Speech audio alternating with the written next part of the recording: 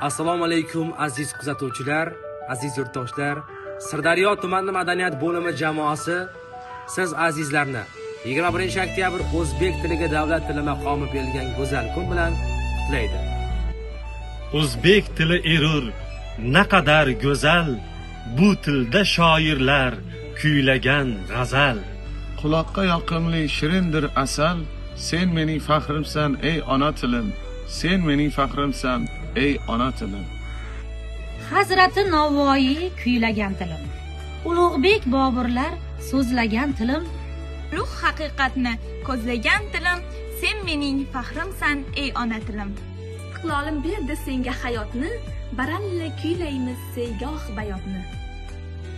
Munojot, tanovor, dugoh sayyotni, doim ko'rmasin zavol barbodni.